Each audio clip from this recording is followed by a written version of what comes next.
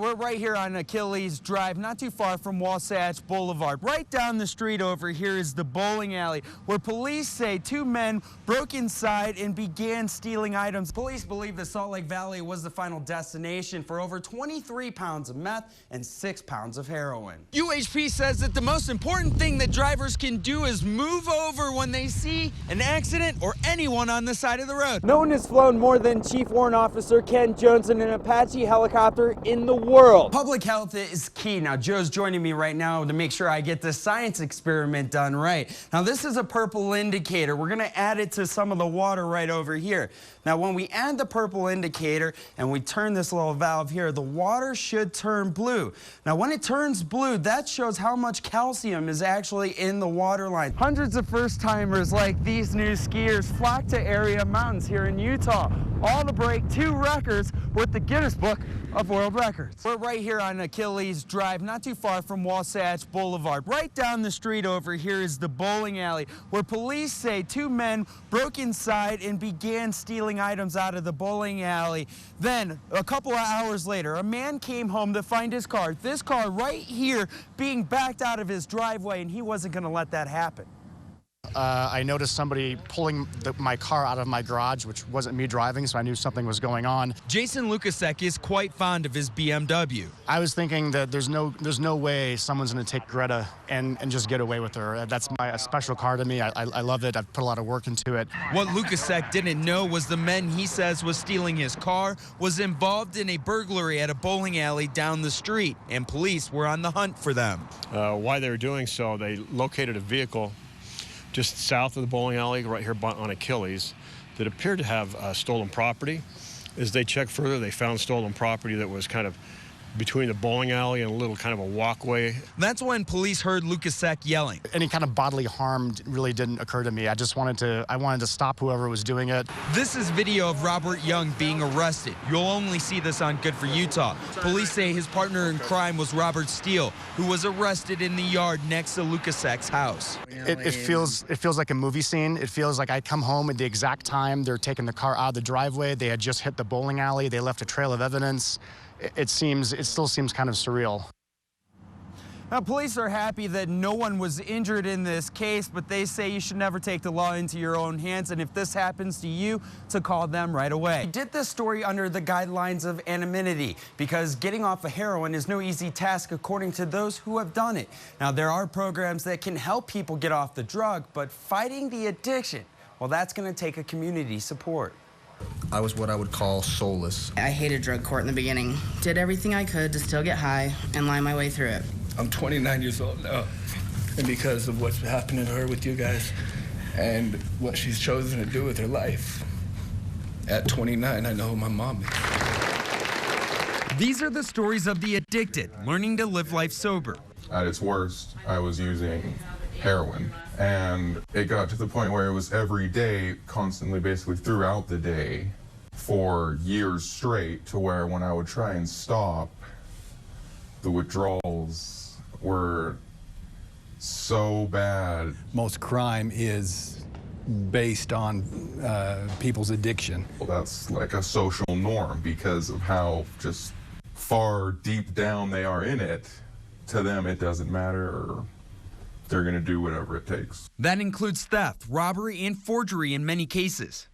I didn't steal anything to use, you know, for myself. I stole things that I thought my dealer would like, or something that I could get a quick buck for, so that I could get well that day. It's a frustrating thing for law enforcement to continually arrest the same person over and over and put them in jail, see them go through the system just to come out and reoffend. So the drug court was put into place and defendants became clients. If you can get them to think about themselves in a different way, if you can get them to think about their potential, if you can get them so that they're not craving physically the substance that they're addicted to, you get them into a frame of mind where they realize that the criminal behavior that they've engaged in the past does not need to define them. Judge James Blanche runs the Alternative Substance Addiction Program, or ASAP. It deals with low-risk offenders that are highly addicted, slightly different than the traditional drug court, which deals with high-risk, high addictions. I think that there was an unmet need for people who fit into that category and needed more in terms of treatment than regular probation could offer,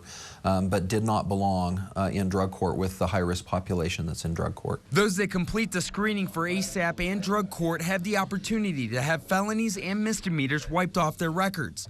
Judge Blanche says the program is successful because it gives clients hope. How many days clean do you have now? I believe it's 32. All right, congratulations. While also giving tough love. It really gives you hope and confidence that people can come out on the other side of their involvement in the criminal justice system with the ability to do something significant and important in the future. When I really felt that I had their honest support and really felt like they believed in me, that's when I start really believing in myself. Allowing Tracy Ricketts to kick a 16-year addiction to heroin. I want to know what life is again. I want to, you know, because I didn't. I had no respect in myself either, you know. I mean, when I say this is a genuine smile, it's genuine for a change, you know, instead of the lies. Now, officers say that 70% of these people, by the national average, will succeed, and 30% may have an issue again. You can say all dogs are going to heaven, but today they're saving lives aboard this helicopter. Dog teams from Montana to Alaska descended on the Wasatch Front to learn critical life-saving measures with the Wasatch Backcountry Rescue Dog School. And we're all responding together. We know each other. We know what our standards are. Our dogs can work together. Avalanches can happen in a split second. You ready? Search! The goal for WBR is to be at an avalanche site within 10 minutes, and they can do it with a dog as young as 6 months, like Frankie from Snowbird. This could absolutely be game on in this canyon for him. We've seen it before, and we ask him to do all sorts of crazy scenarios. Frankie may be young, but he's learning from some of the best. Buried in a makeshift avalanche, he watched as older dogs saved me time and time again. There's things like broken glass and exhaust and gasoline and, you know, things that may contaminate the site. He'll go in with confidence, ready to work, ready for that positive outcome. Hey, being buried alive is no fun whatsoever, but when you have people like this that can come save your life in the matter of seconds, it's all worth it. It begins with the picture and ends in a world of difference. This is Dr. Scott Thompson's 15th international trip. Hello. This time, Dr. Thompson left his home in Davis County, traveling more than 8,000 miles to Vietnam. Length of fossa triangularis. They're certainly more prevalent, congenital deformities in countries with large populations that maybe have a lot of poor people. He comes to Hanoi, Vietnam to work at the National Ear, Neck, and Throat Hospital. Hundreds are already waiting. I can see that the American doctor is very good and very nice. To help you? Yes, me and many people in Vietnam. Dr. Thompson travels with his team, Ginger Matkin and Tyler Yates. They perform what is called a microtia surgery on children and young adults, reconstructing the entire ear. They might just be born with the earlobe or just a little bit of cartilage, and so they're missing all of this other part of the ear. And so it's a surgery where we take cartilage from the chest and we fashion it and shape it and carve it and stitch it until it looks close to a real ear, and then we put it under the skin. The three are working with the Help Us Give Smiles Foundation, or HUGS for short. The foundation is full of doctors, nurses, anesthesiologists, and aides who volunteer their time performing this difficult surgery. It can take 5 to 7 hours to complete just one. This week's goal is 50 cases. I am amazed at these kids when they wake up, these are young kids, how brave they are and how stoic they are in dealing with their pain. Stoic because this is probably one of the easiest things these children will go through in life. Some of the countries that I visit, they really are ridiculed, and they have a lower social station because of these problems, and this just helps them to be able to achieve what they want in life, and also to avoid being teased or kind of treated unfairly by those around them. Some of these children have been kicked out of homes. Their fathers and mothers left them to die because a defect was seen as a stain on the family. It's often the aunts, uncles, or grandparents who step in to help.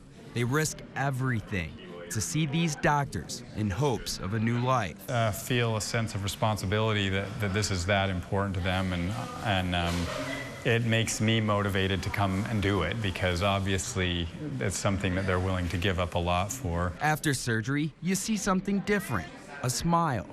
While these patients are only given 200 milligrams of Tylenol to ease the pain, the relief from bullying will be lifelong. I think it's a lesson to us that, you know, many of these kids have very little, but they're still happy. And there's a lot of ways to find happiness just besides having, you know, material things.